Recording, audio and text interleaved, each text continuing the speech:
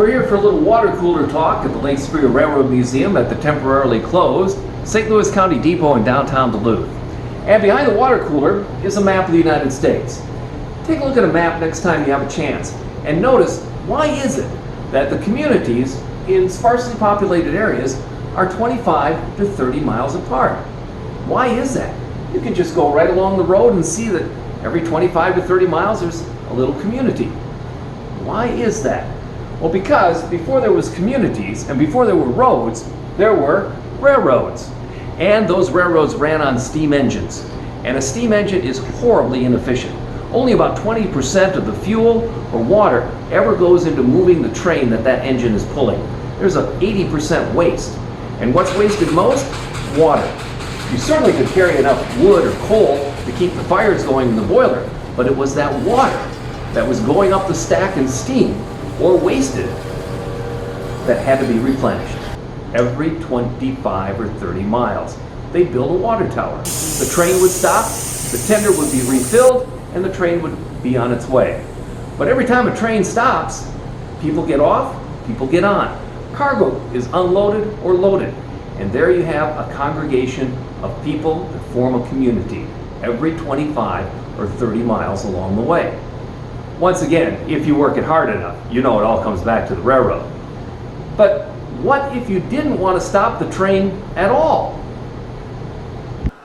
Along the tracks at these whistle stops was always a water tower. That was used to replenish the tender of the locomotive. It was also used as a swimming hole for the opening sequences of Petticoat Junction and Wild Wild West, the latter being somewhat R-rated. But the question we always get is, how did they keep the water from freezing? And there were several ways. One was a steam generator in the pump shack that would put steam up and keep the water warm in the winter. The other one, of course, was to have an enclosed structure all the way down to the ground and to put a coal-fired stove underneath. The most interesting way was the Canadian Northern. They believed that building an octagonal tank and putting a tank within that tank with insulation was the best way to keep the water from freezing in the winter. But the real story is, yeah, they did freeze, and it was a pain. Again, though, if you didn't want to stop the train at all, how would you do that? Well, you would go to the track structure itself and scoop up the water. The idea came to John Rapsbottom. He was an engineer for the London and Northwestern Railway in England. And in the late 1850s, as trains started to go further distances and not wanting to stop, he came up with the idea of putting a trough between the rails. And in 1860, he patented the rail pan, a pan of water between the rails that would actually be scooped up and put into the tender by a scoop that would drop down, run along this pan, and force the water up through the scoop into the tender. That way the train didn't have to stop at all. The first railroad in America to use this trough method was in 1870 on the New York Central Railway. And they, of course, started with their passenger trains, like the 20th Century Limited, that they didn't want to have stop at all, let alone every 20-25 miles. So they premiered the track method of scooping up water here in the United States. Now, these pans were sometimes a mile to a mile and a half long, and they also had freezing problems, so that water had to be heated. There was also some other problems with that as well. They called it pan kill.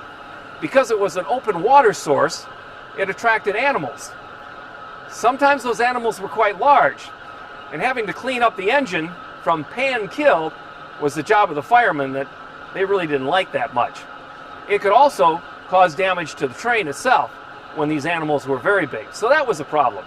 The other problem was, the best place to ride on a train if you're a hobo is right behind the tender. Now, not every tender has the escape valves on the bottom when it overflows. Some of them just ran over the top and flooded back off of the tender between the start of the train, and in winter that would freeze, and freeze any hobo that happened to be riding on it. So the pans weren't all that successful. What they wanted to do instead was build bigger tenders, like the Vanderbilt Tender. A round Vanderbilt Tender actually holds more water than a square tender. So they started to make bigger tenders, but they had to fill them faster. And that takes us to the water crane. This is a standpipe, sometimes called a water crane, sometimes called a water column. And it's a way to fill tenders on steam locomotives much faster. Now, the gravity-fed water tower can only work so well. What they were looking for was a faster way, almost a hydraulic way to force water into the tender as opposed to just have it flow in. So they used this. You can see up at the top, that spout would swing over so it was on top of the opening in the top of the tender. And then by pulling that lever, they could actually control the flow of water. Up on a hillside, a tank would be filled with water, and that pressure would force the water down. Just like a high water tower in your hometown, this was a high tank above this standpipe, and it forced the water hydraulically. They could actually feed 2,600 gallons a minute using a standpipe, which was far more efficient than a water tower, and certainly with less problems than the trough. So these became very popular in the latter years of steam. And this one was saved from the DM&IR roundhouse up in Proctor. And it was used actually to fill the big mallees. And they took lots of water. So we start with the water tower, we go to the trough, so to speak, and then we end up with the standpipe.